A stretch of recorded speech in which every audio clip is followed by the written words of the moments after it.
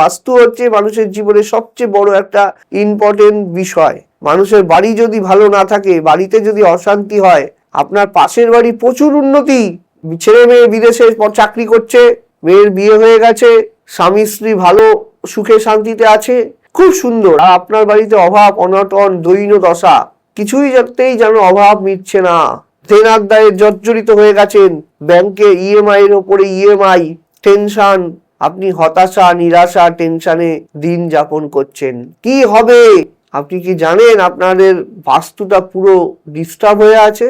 আপনি অভিজ্ঞ জ্যোতিষীর কাছে যেতে ভয় পাচ্ছেন যে না জানি গেলেই হয়তো অনেক কারিগরি টাকা চেয়ে বসবে, এবং কাজ হবে কিনা সেটাও একটা সন্দেহ আপনার।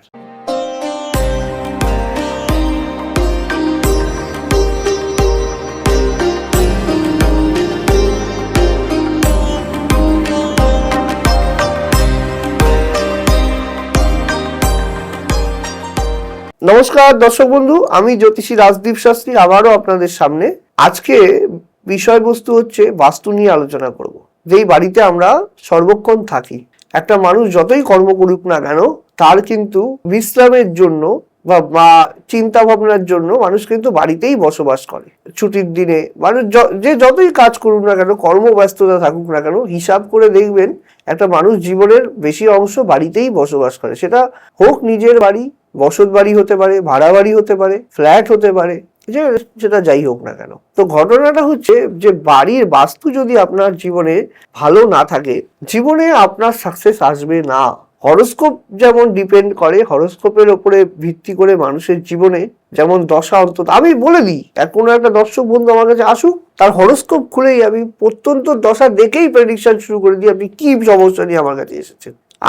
আপনি আমার কাছে আসার কারণটা কি, আমি আপনাকে আপনার মুখ থেকে শুনবো, তারপর আমি বলবো ওই জ্যোতিষী আমি নই, আমি নিজে আপনার সমস্যার সমাধান করি। আমি প্রশ্ন আমি করব, উত্তর আমি দেব, আপনারা চুপ করে আমার সামনে বসে থাকবেন, এটাই আমার নিয়ম। আমার কাছে কোনো উত্তর করতে হয় না। আপনি কি জানতে এসেছেন? অনেকে দেখি গড়গড় করে বলতে থাকেন গিয়ে, আমার অমুক হয়েছে অমুক হয়েছে। আমি বলি চুপ করুন তো মশাই, এইসব বলছেন কেন আমায়? এইসব বলবেন না। জ্যোতিষের কাছে এসেছেন, চুপ করে বসে থাকুন। আপনি দেখুন সেই জ্যোতিষীর আপনার সেই সাবজেক্টের উপরে কতটা নলেজ আছে। কোনো জ্যোতিষ যদি আপনাকে বলে যে আপনি বলুন, তাহলে জ্যোতিষের কাছে কেন পয়সা দিয়ে কেন যাবেন? হাজার হাজার টাকা খরচা করে কেন জ্যোতিষের কাছে যাবেন? সেই জ্যোতিষের কাছে আপনি যাবেন, আপনি চুপ করে বসে থাকবেন। সেই জ্যোতিষীর এই শাস্ত্রের প্রতি কতটা নলেজ আছে সেটা তো আপনাকে জানতে হবে, তারপরেই তো বুঝবেন সেই জ্যোতিষীটা অরিজিনাল না ফেক। না হলে তো আপনার কষ্টের টাকা, উপার্জিত টাকা মানুষ লুট করে নিয়ে চলে যাবে। এই বাজারে এখন অনেক নকল জ্যোতিষী বেরিয়ে গেছে, যারা জ্যোতিষটাকে ভালো জানে না। আমি রাজদীপ শাস্ত্রী, আমি গত পরশু দিনও, আমি ভিডিওটা যখন করছি রেকর্ড, তার 3 দিন আগে আর কথা বলছি, 3 দিন আগেও আমার কাছে 12 বছর আগের এক পেশেন্ট, মানে আমার এক ক্লায়েন্ট, তিনি তখন একটা স্কুলে পড়াশোনা করতেন, আমার যেখানে বাড়ি ছিল। তিনি এখন বর্তমানে কর্মসূত্রে বেহালায় থাকেন। হ্যাঁ, তিনি আমার সাথে দেখা করতে আসলেন এবং বললেন, দাদা আপনি এত বছর থেকে জ্যোতিষ করছেন, আপনি একই হয়ে রয়েছেন, এবং আপনি আজও দেখছি যে আপনাকে যা প্রশ্ন তাই আপনি নিজে করেন, উত্তরও আপনি দেন। এই যে মানুষের ভালোবাসা, তিনিও আমার হয়তো এই ভিডিওটা দেখছেন, দেখে হয়তো তিনি বুঝবেন। আমার কথা হচ্ছে, শাস্ত্রটা যিনি জানবেন তিনি আপনার থেকে কেন জিজ্ঞেস করবেন আপনি কি বিষয় নিয়ে এসেছেন? তিনি তো বের করবেন যে আপনি কি সমস্যা নিয়ে তার কাছে এসেছেন। আপনি চুপটি করে বসে থাকবেন, ডেট অফ বার্থ দেবেন, হস্তরেখা এগিয়ে দেবেন, বলবেন, তিনি বলবেন আপনার জীবনে কি চলছে। এবার আমি আসি মূল টপিকে। বাস্তু হচ্ছে মানুষের জীবনে সবচেয়ে বড় একটা ইম্পর্টেন্ট বিষয়।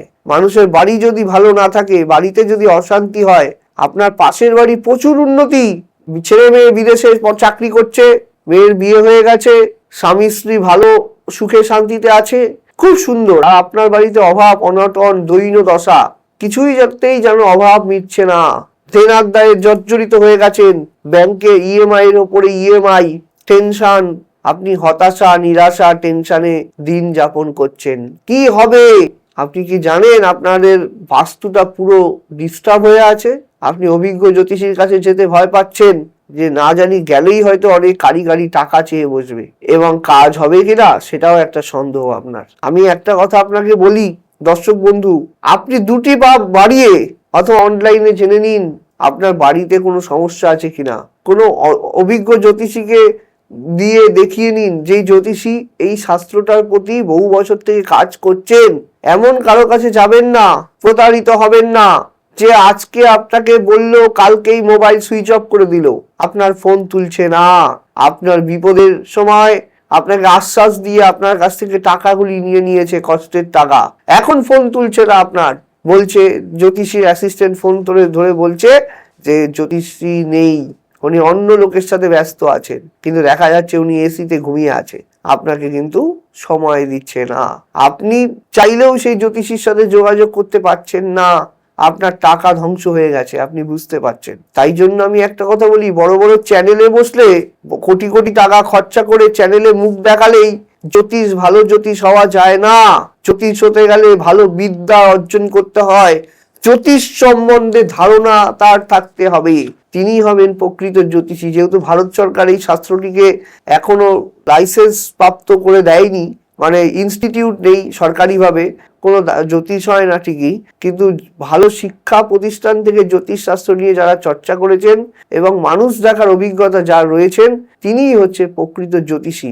আপনার জ্যোতিষী হচ্ছে যে আপনাকে দেখে বলে দেবে আপনার ফোন 24 ঘন্টা ধরে, এই দুনিয়ায় স্বার্থপর দুনিয়া, অনেকেই বন্ধু বান্ধব সবাই আত্মীয় পরিজন সবাই নিজের নিজের স্বার্থে থাকে, খালি মনে রাখবেন জ্যোতিষ এমন একটা হবে যিনি আপনাকে সর্বক্ষণ আপনার সাথে সাথ দেবেন, প্রত্যেক মুহূর্তে আপনাকে বলবেন না টাকা টাকা টাকা দিন টাকা দিন টাকা দিন, এই কথা বলবেন না, যিনি বলবেন আপনার পাশে থাকবেন তিনি প্রকৃত জ্যোতিষী, যিনি সুখ দুঃখে আপনার ফোন তুলবেন, তাই সেই হচ্ছে প্রকৃত জ্যোতিষী। আমি একটা কথা আমি বলে রাখি, এই যে আমি তারাপীঠে হোমযজ্ঞ করি, আপনারা এসে দেখেন হাজার হাজার মানুষ আমার কাছে আসে, কেন আসে? জানে রাজদীপ শাস্ত্রী যা বলেছে সেই কমিটমেন্টটুকু রাখবে, করে দেবে কাজ, যদি কাজে ব্যর্থ হয় তবে আপনার পয়সা ফেরত দিয়ে দেবে। এই কথাটা জোর গলা একমাত্র রাজদীপ শাস্ত্রী বলতে পারে, কোনো জ্যোতিষী বলতে পারে যে কাজ না হলে পয়সা ফেরত দেবো? সৎ মানুষ এটা বলতে পারে, যিনি আপনার কাজ করার ক্ষমতা রাখে। ঠিক সব পেশেন্টই ভালো হবে তারও তো কোনো গ্যারেন্টি নেই, ডাক্তার বিধানচন্দ্র রায়ের হাতেও কিন্তু লোকজন পেশেন্ট মারা গেছেন। তো ঘটনাটা হচ্ছে যে পৃথিবীর এমন কোনো হাসপাতাল নেই পৃথিবীতে যেখানে একটা দুটো পেশেন্ট মারা যায় না, সব ভালো যেমন হয় এক দুটো পেশেন্ট মারাও যায়। তো ঘটনাটা হচ্ছে যারা আসবেন তারা যুক্তি বুদ্ধি দিয়ে চিন্তা করে বিবেচনা করে দেখবেন যে আমি সঠিক লোকের কাছে যাচ্ছি, তো আমি দেখছি যে তার অনেক অ্যাসিস্ট্যান্ট, তার অনেক লোক জ্যোতিষের, আপনারা তো বোকা, আমি বলবো অনেকেই বোকা, আবার অনেকে বুদ্ধিমান, কিছু মানুষ বুদ্ধি আছে, এই যে এত অ্যাসিস্ট্যান্ট রেখে দিয়েছে, মেন লোকের সাথে তো আমি কথা বলতে পারছি না, কিন্তু অনেকে মনে করবেন যে এত অ্যাসিস্ট্যান্ট আছে মানেই সেই জ্যোতিষীর অনেক বড় ব্যাপার পসার, আপনি ঘরে গেলেই তো আপনার বড় বিল করে আপনাকে কেটে দেবে, আপনি তো সেটা বুঝতে পারছেন না, আপনি ভাবছেন জ্যোতিষের, আর সেই জ্যোতিষীর সাথে আপনি কথাও বলতে পারবেন না, সবাইও আপনাকে দেবে না, দেয়নি, আপনি হয়তো আমার অনুষ্ঠানটা এখন আপনার কাছে পৌঁছেছে, আপনি আমার কথা মিলিয়ে দেখবেন আমি কোনো কথা ভুল বলছি কিনা। তো ব্যাপারটা হচ্ছে যদি বাস্তু সমস্যা থাকে, বাস্তুতে প্রচন্ড অশান্তি, বাড়িতে কোনো রকম ভাবে আপনার শান্তি নেই, অশান্তি, গোলযোগ, ডিপ্রেশন, টাকা থাকছে না, চাকরি চলে যাচ্ছে, বাড়িতে একের পর এক রোগ বিয়োগ লেগেই আছে, তখন আমি বলবো একজন অভিজ্ঞ জ্যোতিষীকে দেখান, দেখিয়ে কুণ্ডলিটা বিচার করান এবং বাস্তুটা দেখান, দেখিয়ে তার যথাযোগ্যভাবে প্রতিকার করুন, দেখবেন আপনি জীবনে কিন্তু উন্নতি করে যাবেন, দাঁড়িয়ে যাবেন, আপনার সন্তান কিন্তু দাঁড়িয়ে যাবে। একটা মা হচ্ছে সবচেয়ে বড় জ্যোতিষী, মা কিন্তু প্রথমে বুঝতে পারে একটা সন্তান ভালো দিকে যাচ্ছে না খারাপ দিকে যাচ্ছে, কোনো মা বলতে পারবে না তার ছেলে খারাপ হয়ে গেছে তিনি জানতেও পারেননি, আমি এটা বিশ্বাস করব না, মা সবার আগে টের পায়, কোনো সন্তানের চোখের দিকে তাকিয়েই মা বুঝে যায় যে সন্তান কি করছে, নেশা ভাঙ করে এলেও মা চোখ দেখে বুঝে যাবে সন্তান আজকে কিছু একটা ডিস্টার্ব রয়েছে, মা কিন্তু মায়ের চোখকে কিন্তু কেউ ফাঁকি দিতে পারে না। যারা প্রকৃত জ্ঞানী জ্যোতিষীর কাছে আপনারা আসবেন, মায়েরা আসবেন, দেখবেন যে জ্যোতিষী আপনার ছেলেকে কতটা আপনার ছেলের সম্বন্ধে বলতে পারছে, ছেলে কেন আপনার মেয়ে হয়তো বাইরে পড়াশোনা করছে, আপনি ভাবছেন আপনার মেয়ে খুব ভালো পড়াশোনা করছে, খুব ভালো এগিয়ে যাচ্ছে, কিন্তু দেখা যাচ্ছে বন্ধু বান্ধব করে পড়াশোনাটা তার নষ্ট হয়ে গেছে, রিলেশনে জড়িয়ে গেছে, খারাপ রিলেশনে জড়িয়ে গেছে, দুদিন পরেই হয়তো একটা বিপদ আসন্ন, আপনি বুঝেও উঠতে পারছেন না কি হতে চলেছে। আসুন জ্যোতিষীর কাছে, জেনে নিন আপনার মেয়ের ভবিষ্যৎ এবং সঠিক পরামর্শ প্রতিকার নিয়ে বাড়িতে নিশ্চিন্তে বসে থাকুন। কিন্তু ব্যাপারটা হচ্ছে, যে জ্যোতিষী আপনাকে ভরসা দেবে, যিনি আপনার কাজ করে দেবে, তিনি আপনার জীবনে প্রকৃত জ্যোতিষী। আজকে বাস্তুতে নিয়ে আমি একটা কথাই বলবো, যে কোনো বাড়িতে খুব উন্নতি, একটা আলোচনা করে আমি দেখেছি, বাস্তু করতে গিয়ে বহু বাড়িতে দেখেছি যে সেই বাড়িতে প্রচুর উন্নতি হচ্ছে, প্রচুর ডেভেলপমেন্ট, প্রচুর উন্নতি। বাড়ির উত্তর পূর্ব কোণটা স্ট্রং হয়ে বসে আছে, উত্তর পূর্ব কোণে মন্দির রয়েছে, বাড়িতে উত্তর দিকে দক্ষিণ দিকে রান্না হচ্ছে, উত্তর দিকে জলাশয়ের ব্যবস্থা আছে, সুন্দর সুন্দর। বাড়িতে ঢুকলেই একটা পজিটিভিটি ফিল হচ্ছে, আর কোনো বাড়িতে ঢুকলেই সেখানে নেগেটিভিটি গ্রাস করছে। বাড়ির বাস্তুর এফেক্টের জন্য হয়, বাড়ির বাস্তুর এফেক্টের জন্য হয়ে থাকে এই জিনিসটা। এর জন্য অভিজ্ঞ জ্ঞানী জ্যোতিষীর কাছে গিয়ে বাস্তুকে ঠিক করিয়ে নেবেন। আমি আছি 24 ঘন্টা আপনাদের সাথে, আপনাদের কাছের মানুষ, কাজের মানুষ, রাজদীপ শাস্ত্রী। আপনারা আমায় পাবেন পশ্চিমবঙ্গের সমস্ত জেলায়। কোচবিহারে পাবেন হোটেল ইলোরা, গুয়াহাটিতে পাবেন পল্টন বাজারে হোটেল বিশ্বনাথ, আগরতলায় পাবেন ওয়েলকাম প্যালেসের পাশে হোটেল সিটি সেন্টার, শিলিগুড়িতে পাবেন হোটেল এয়ারভিউ, জলপাইগুড়িতে পাবেন হোটেল রত্নদ্বীপ, মালদায় পাবেন ল্যান্ডমার্ক, কালিয়াগঞ্জে পাবেন নজরুল আবাসন বয়রা কালীবাড়ির মন্দিরের পাশে, রায়গঞ্জ পাবেন বিরাজ, গঙ্গারামপুর পাবেন সাহারা লজে পাবেন বাস স্ট্যান্ডের অপোজিটে। আপনারা পাবেন দুর্গাপুরে বেনাচিতিতে ভিরিঙ্গি মোড় স্পন্দন লজে, আসানসোল ইস্পাতে পাবেন ইন্টারন্যাশনালে, দমদমে পাবেন নাগের বাজারে, বাগুইয়াটিতে আমার নিজস্ব চেম্বার রয়েছে, সাউথ কলকাতায় আপনারা পাবেন বাঘাযতীতে পাবেন, যাদবপুরে পাবেন, তারপর আপনারা দিল্লিতে পাবেন চিত্তরঞ্জন পার্ক, মেদিনীপুরে পাবেন একান্ত আপন, মেচেদায় পাবেন হোটেল হিন্দুস্তান বাস স্ট্যান্ডের কাছে। এই সমস্ত জেলায় কিন্তু আপনারা নিয়মিত আমায় পাচ্ছেন।